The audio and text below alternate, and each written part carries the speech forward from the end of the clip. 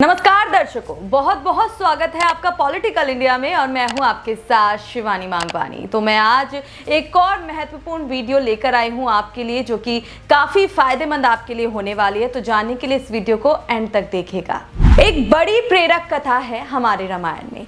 राम सेतु का निर्माण हो रहा था। नल नील की अगुवाई में वानर सेना बड़े बड़े राम नामी पत्थर पंक्ति बंद कर माता जानकी तक पहुंचने का रास्ता बना रहे थे। एक गिलहरी अपने मुख से कुछ रेत उठाती और वानरों द्वारा पंक्ति बंद किए गए राम नामी शिलाओं के बीच डाल उठाती। अनवरत यह कार्य पूरे मनोयोग से करती गिलहरी पर प्रभु राम की नजर पड़ी और वो हर्ष से गदगद हो जाते हैं। गिलहरी के कार्य की सराहना करते हुए श्री राम उसकी पीठ पर बड़े ही प्यार से हाथ फेरने लगते हैं। श्री राम के इस स्पर्श के कारण गिलहरी की पीठ पर 3 रेखाएं बन गई, जो आज भी हर एक गिलहरी के ऊपर श्री राम की उंगलियों के निशान के रूप में मौजूद है। यह 3 रेखाएं राम, लक्ष्मण और सीता की प्रतीक है। वो राम जी का युग था जहां मनोरथ और सच्चे प्रयासों का गुणगान होता था, ना कि येन केन प्राक्रेण अपने आसपास लोग जुटा लेने वालों का। अब चूंकि राम युग की पुनः स्थापना करनी है, तो टीम इस बात को प्रतिबद्ध है कि देश की हर महानायक नायिका के प्रति कृतज्ञता अर्पित की जाएगी। हर उस योद्धा से माफी मांगी जाएगी जिसे हमारा अतीत उनके योग्य सम्मान ना दे सका। इसी कड़ी में आज हम आपको भारत की पहली महिला जासूस नीरा आर्य जी की कहानी सुनाएंगे। भारत को स्वतंत्रता दिलाने में अनेकों लोगों का योगदान रहा, परंतु ये बड़ा ही दुर्भाग्यपूर्ण है कि कुछ लोगों को महान बनाकर आजादी का सारा श्रेय उन्हें ही दे दिया गया, जबकि बाकी लोगों के योगदान को पूरी तरह से भुला दिया गया। इन नामों में से एक नाम है नीरा आर्य का, जो न केवल आधुनिक भारतीय इतिहास की एक बहादुर स्वतंत्रता सेनानी थी, बल्कि भारत की पहली महिला जासूस भी थी। और यह नेताजी सुभाष चंद्र बोस की आजाद हिंद फौज से जुड़ी हुई थी।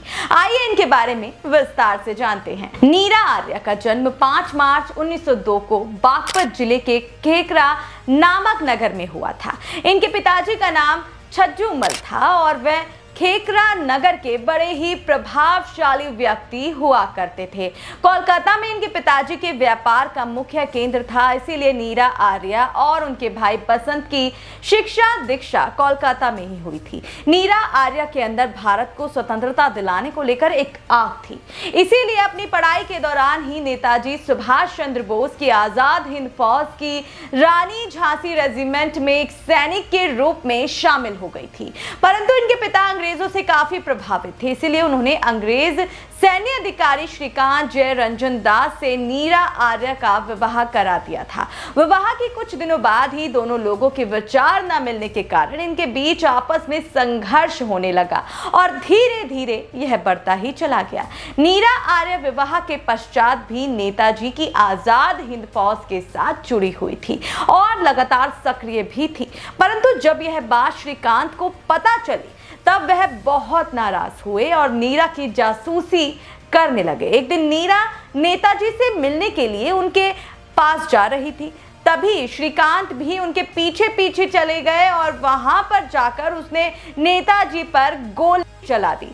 सौभाग्य से इस दौरान नेताजी तो बच गए और गोली उनके ड्राइवर को जा लगी। इसके बाद बात आगे ना बढ़ सके और नीरा के बारे में अंग्रेजों के पास सूचना ना पहुंच सके, इसीलिए उन्होंने अपने पति श्रीकांत, जो कि सीआईडी में एक अधिकारी पद पर था, उसे चाकू से वही मौत के घाट उतार दिया। श्रीकांत की हत्या के बाद अंग्रेजों ने इन्हें अंडमान निकोबार की सेल्यूर जेल में भेज दिया, जहां नीरा आर्य को काफी प्रताड़ित किया गया और कहा कि सुभाष चंद्र बोस और कांग्रेस की भविष्य की नीतियों के बारे में जानकारी दे दो तो हम तुम्हें छोड़ देंगे। परंतु उन्होंने कुछ नहीं बताया, जिसके चलते इनके स्तन काट दिए गए थे। इसके अलावा नेताजी की सूचना साझा करने के लिए उन्हें रिश्वत देने का प्रयास भी किया गया, परंतु नीरा आर्य राष्ट्र के प्रति एक समर्पित महिला थी। इन्होंने ना ही कोई समझौता किया और ना ही किसी प्रकार की जानकारी साझा की। नीरा ने अपने लेख के एक अंश में लिखा है, मेरे साथ एक सरस्वती राजमणि नाम की लड़की भी थी जो कि बर्मा की रहने वाली थी और उम्र में मुझसे छोटी थी। हम दोनों ने ब्रिटिश अधिकारियों के घरों पर और सैन्य शिविरों में अंदर घुसने के लिए लड़कों की वेशभूषा अपनाई थी ताकि हम जासूसी कर सकें और नेताजी को जानकारी भेज सकें। इस प्रकार नीरा आर्य ने जेल में यातनाएं सहन करने के बावजूद भी राष्ट्र के लिए काम करना नहीं छोड़ा।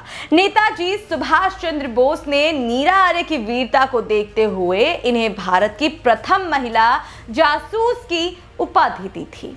नीरा आर्य के बारे में कहा जाता है कि इनका अंतिम जीवन काफी ज्यादा कष्ट और पीड़ा में व्यतीत हुआ था। बताया जाता है कि एक झोपड़ी में रहने और हैदराबाद में फूल बेचकर अपना पेट पालने को वो विवश हो गई थी।